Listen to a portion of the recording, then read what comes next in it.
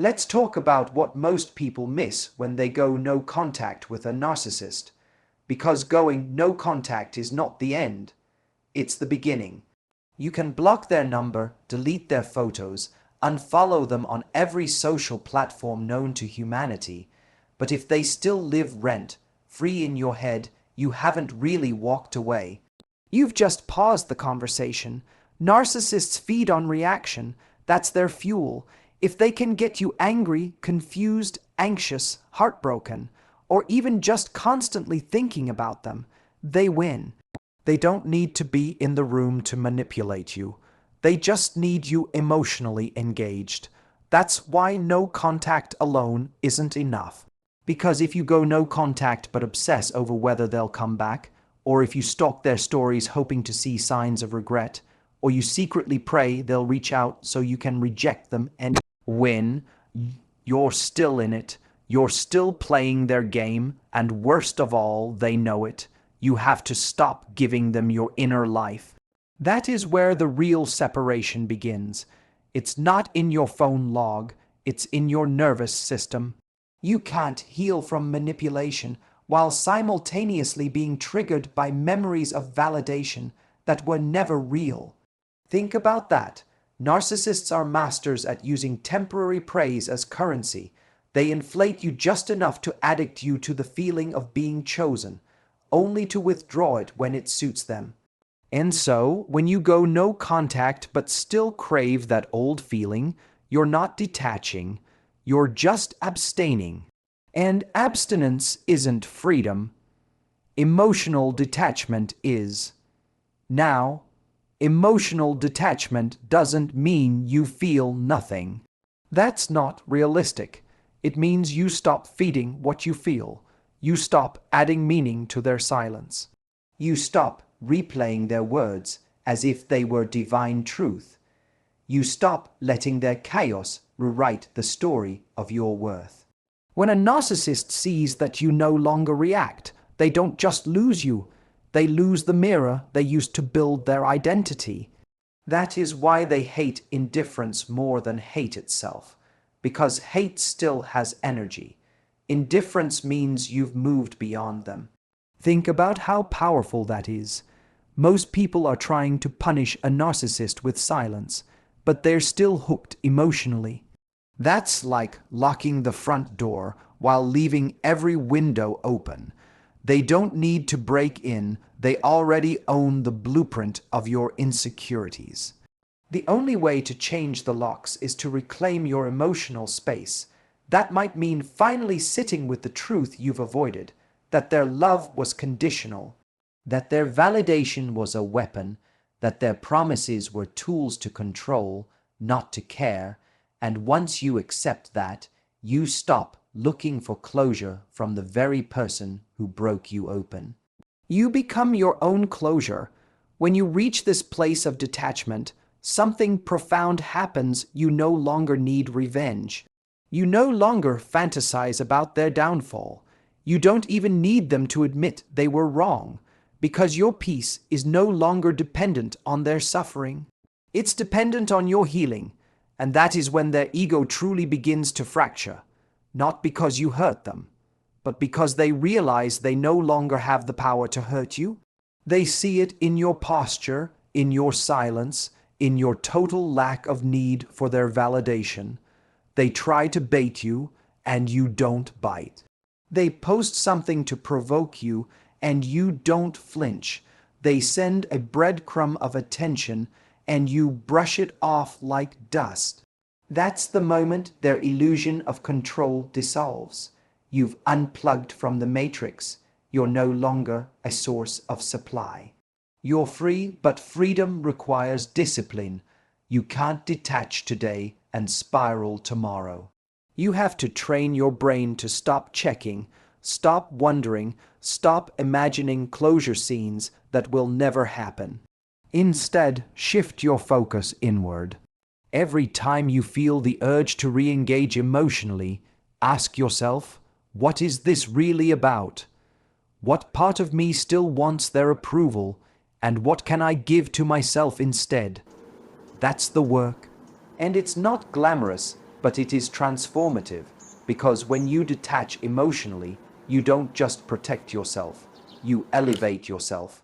You show the narcissist, without saying a word, that their chapter in your life is over, not because you hate them, but because you finally love yourself more than you fear their absence, and that more than silence, more than distance, is what crushes their ego. Powerful closing statement. Emotional detachment is not about closing the door. It's about locking it from the inside and throwing away the key because you finally realized nothing on the other side is worth reopening it for. Absolutely. Here's the 750 word expanded segment for key point 2. Reinvent yourself in silence and let them see it. In the same clear, emotionally intelligent style inspired by Hussey. One of the greatest misconceptions people have after leaving a narcissist is thinking that healing is purely internal. And yes, your inner healing is vital, but don't underestimate the power of what they see once you've gone. Because narcissists don't just want control, they want the illusion that you're stagnant without them. They want to believe your world shrinks the moment they exit it. So if you want to crush a narcissist's ego, don't just go silent. Now here's the twist. Reinvention isn't about revenge. It's not about trying to win some invisible competition with them. That mindset still centers the narcissist in your life. True reinvention is rooted in self-respect.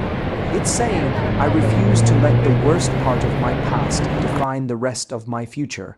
That shift alone is powerful. Because narcissists are addicted to the fantasy that they've left an imprint on your life that no one else can replace.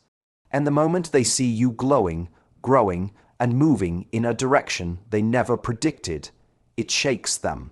Their ego starts to fracture because they weren't supposed to be the chapter that launched you.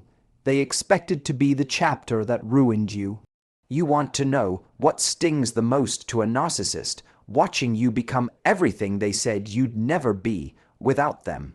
They told you no one would want you, that you were too emotional, too needy, too difficult.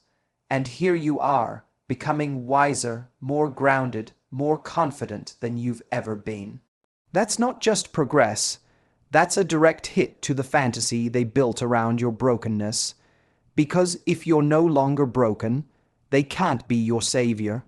They lose the power of being the best thing that ever happened to you. That illusion crumbles in the face of your transformation. And here's what most people don't understand about narcissists. They don't really miss you when you leave.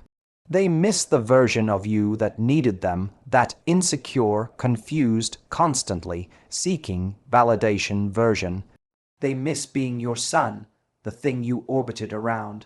So when you stop orbiting, when you step into your own light, it destabilizes their entire sense of importance. You become a reminder that their influence wasn't permanent, that they're not as unforgettable as they believed. But here's the key. Don't broadcast your glow-up with bitterness. Don't try to shove it in their face, hoping they'll notice. That's still attachment. That's still emotional performance. The real flex is evolving quietly and letting the results speak. Let them find out when they scroll through your feed. Let them hear about you through the grapevine. Let them see you by accident and not recognize the version of you that stands in front of them. Reinvention isn't about aesthetics alone. It's about healing your patterns.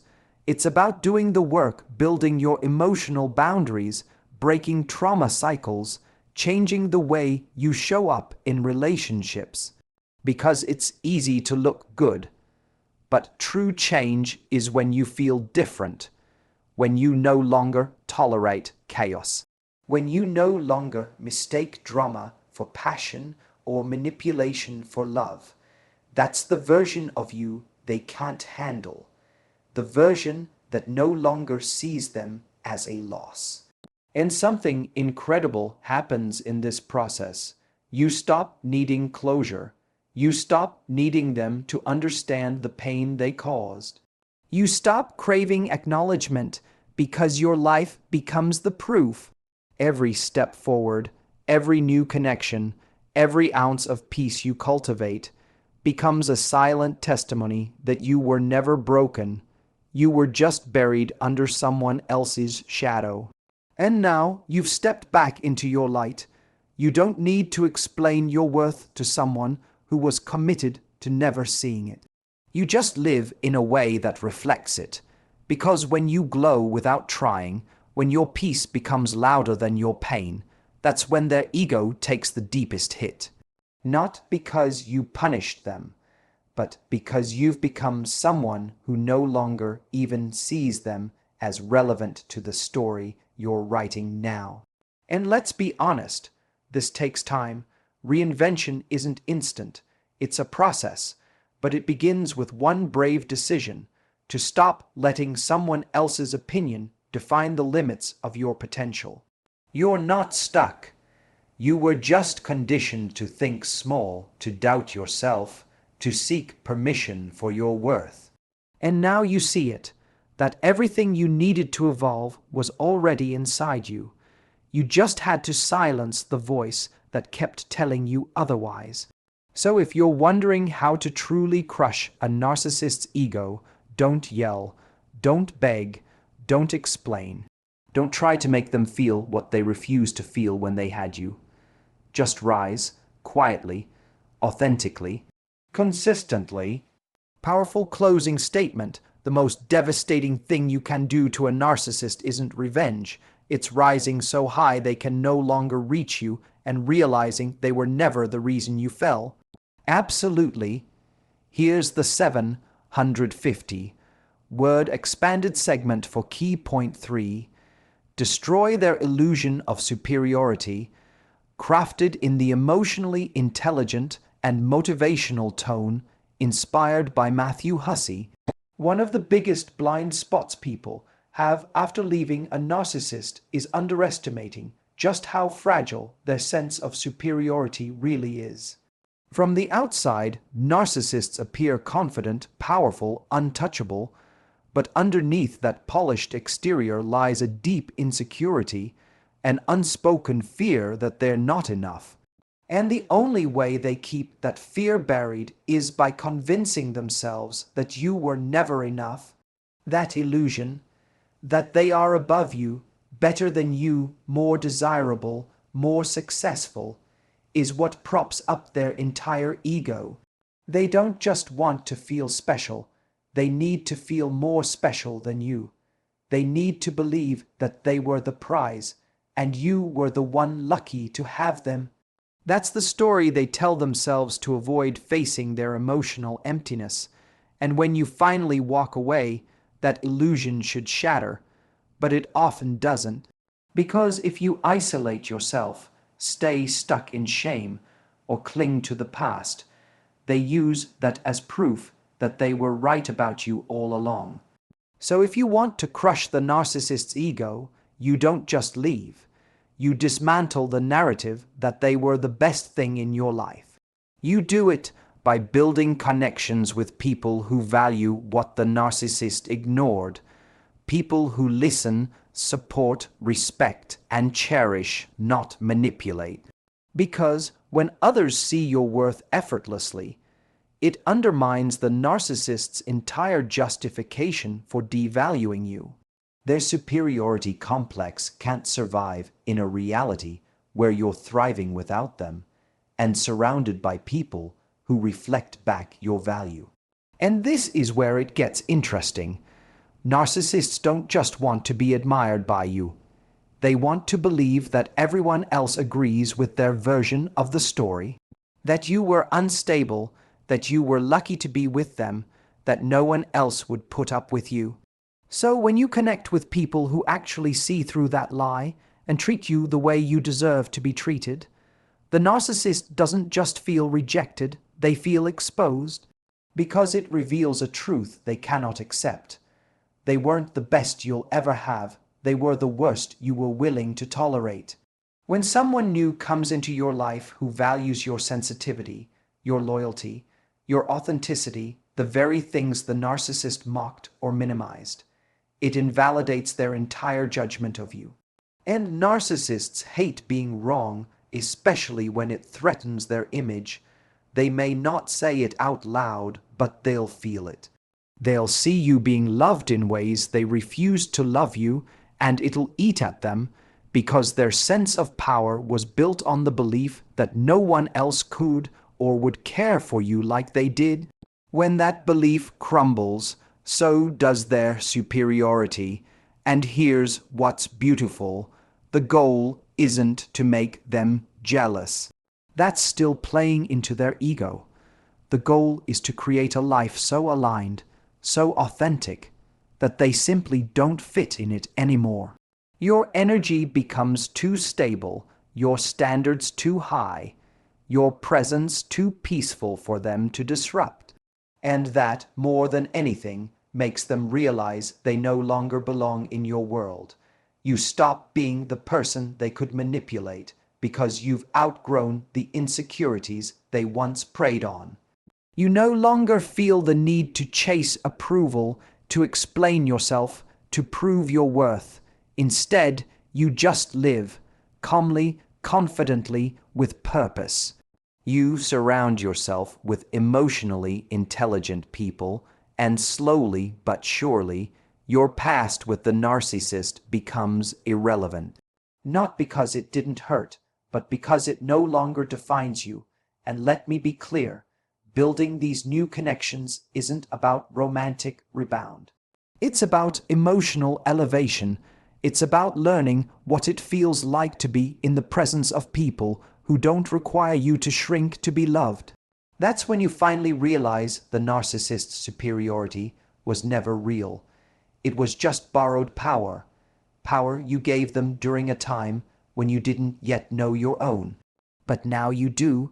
You know your patterns, you know your value, you know what real connection feels like. And you're no longer interested in giving your energy to anyone who needs to feel above you just to feel whole. You've risen above the lie that they were the peak. You've seen what's possible on the other side of pain, and now they no longer get to be the reference point for your future. Because in the end, narcissists don't fear being hated. They fear being irrelevant. They fear being forgotten. And nothing makes them more irrelevant than you being deeply, joyfully seen by people who never had to be convinced to love you. Powerful closing statement. The most devastating truth you can show a narcissist is this: their opinion of you was never the truth. It was just the limit of their vision. Absolutely. Here's the 750 word expanded segment for key point 4. Deny them the final act, no closure, no stage, in the clear, emotionally deep, and conversational tone inspired by Matthew Hussey. We're taught to chase closure like it's the last chapter in a love story. Like if we just sit down with them one last time, if we explain how much they hurt us, if we ask the right questions or say the right words, we'll finally be free. But when it comes to narcissists, that idea is a trap. Because they don't seek closure, they seek control. They don't want to end the story, they want to rewrite it. So when you're craving that one final conversation, understand what it really is: a performance. It's the narcissist's last chance to flip the script, to manipulate your perception, and most importantly, to keep a tiny thread of attachment alive. They don't want peace, they want access. They want the stage one last time, not to give you clarity, but to plant doubt, to inject guilt, or to leave you hanging just enough that you keep turning back. And that's the part no one tells you. You don't owe them the final act. You don't have to sit through another carefully constructed apology that sounds good but feels empty. You don't need to listen to another version of the truth that's distorted just enough to make you question your memory. The narcissist isn't coming back to heal you. They're coming back to keep the wound open. When you deny them closure, you're doing something much more powerful than walking away. You're refusing to be part of their performance. You're stepping out of the narrative they've been directing. And that's what really shakes them, not your silence, but your refusal to give them the attention they've weaponized for so long. Because for narcissists, it's not about whether you love them or hate them. It's about whether you're still watching them, whether you're still listening, whether you still feel the need to explain yourself, to be understood, to be validated. They thrive in that space where you're stuck between anger and hope, clarity and confusion. They know how to stretch that middle ground just long enough to keep you emotionally hooked. So, when you stop answering, when you don't show up for that one last talk, when you don't play into the dramatic goodbye, they don't get to walk off feeling powerful. They don't get their exit scene. And for someone who's built their identity around performance, that kind of silence is devastating. But this kind of silence, this refusal to re-engage, it's not passive, it's not weakness, it's strategic emotional strength. It's knowing that your peace is worth more than the illusion of closure. It's knowing that you don't need a villain to admit guilt for you to move on. And it's knowing that sometimes the most healing thing you can do is to close the door without a sound. It's hard, I get it. We're wired to want resolution. We want to feel understood. We want to make sense of chaos. But with a narcissist, closure is rarely honest. It's a hook, a trick, a moment where they pull you back in